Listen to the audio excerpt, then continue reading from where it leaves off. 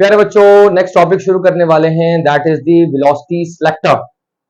Velocity selector topic में selector का word लगा दिया, क्या मतलब हो सकता है सिलेक्टर का? हम किसी चीज को सिलेक्ट करने जा रहे हैं तो हमारे जहन में एक बात आ रही है।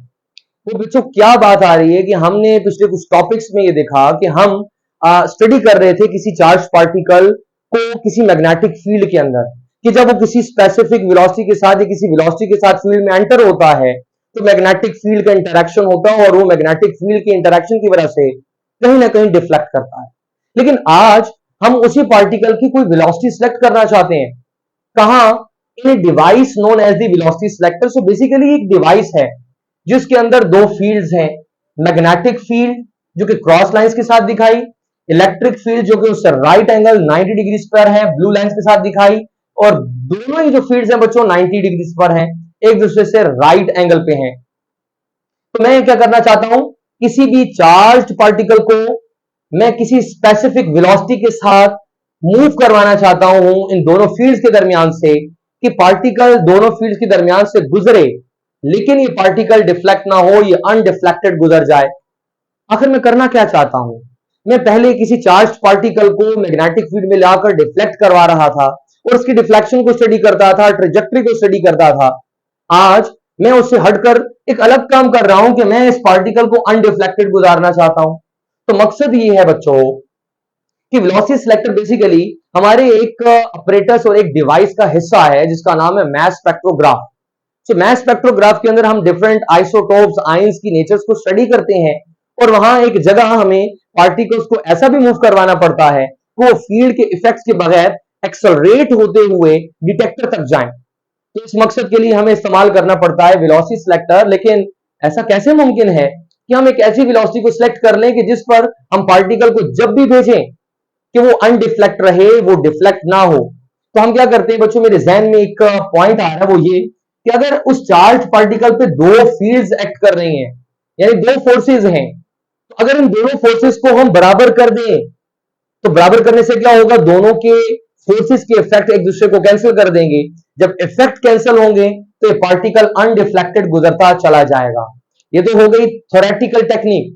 प्रैक्टिकल क्या करना बच्चों हमने, कि हम देखते हैं कि जब भी किसी पार्टिकल को हम इसके अंदर एंटर करते हैं डिफ्लेक्ट हो जाता है, ये गुम हो जाता है, ये यहां से पास ऑन होता ही नहीं है और डिटेक्टर तक नहीं पहुंच पाता।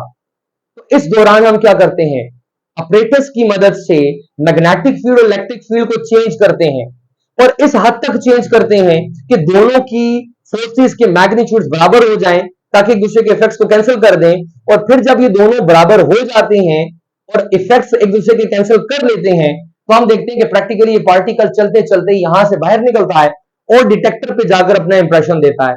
तो हमें यहां से पता चल जाता है कि कौन सी इलेक्ट्रिक फील्ड और कौन सी मैग्नेटिक फील्ड हमने चूज की है जिसके लिए दोनों फील्ड्स के इफेक्ट्स एक दूसरे को कैंसिल कर रहे हैं।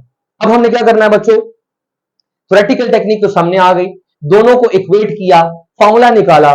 हम क्या करेंगे, जो इलेक्ट्रिक फील्ड सिलेक्ट की और जो मैग्नेटिक फील्ड सिलेक्ट की पुट करेंगे। So to get the value of v, हमें एक वेलोसिटी मिल गई जो कि हमने सिलेक्ट कर ली। इस वेलोसिटी पे अब पार्टिकल अनडिफ्लेक्टेड चलता रहेगा। अब क्या सारे पार्टिकल इसी वेलोसिटी के साथ चलेंगे अनडिफ्लेक्टेड? नॉट एट ऑल, हरगिज नहीं।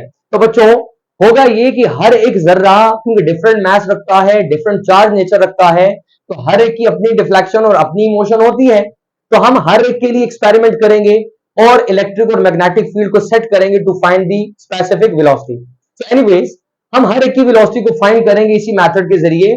तो जब भी कभी अब उस वेलोसिटी से हम किसी पार्टिकल को, आइसोटॉप को चलाएंगे तो अब हमें इलेक्ट्रिक या मैग्नेटिक फील्ड को बैलेंस करने की जरूरत नहीं होगी, हमें वो पार्टिकल अनडिफ्लेक्टेड यहां से चलते हुए दिखाई देगा और वो डिटेक्टर तक जाएगा।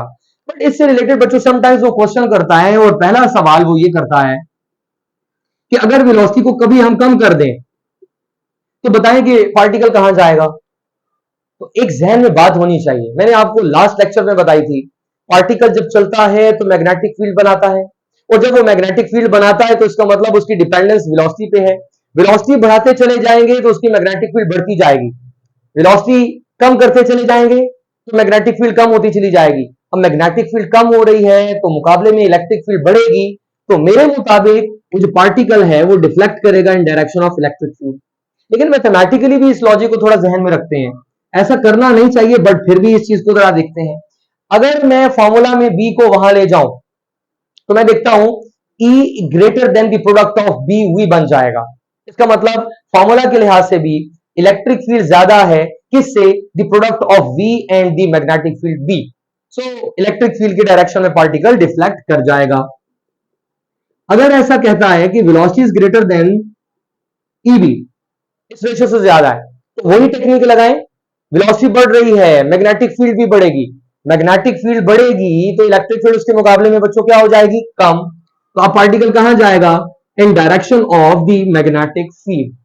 एंड अगेन अगर मैं फॉर्मूला के लिहाज से बात करूं तो मैग्नेटिक फील्ड को वहां ले जाए, तो नजर आ रहा है कि बी और वी दोनों का प्रोडक्ट जो है हमारे पास है ग्रेटर देन ई, और अगर सिर्फ बी भी कंसीडर करें तो ग्रेटर देन ई।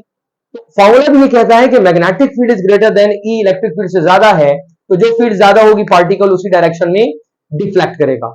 सो यहां कुछ बातों को समराइज करते हुए उस बात को बच्चों एंड कर रहा हूं।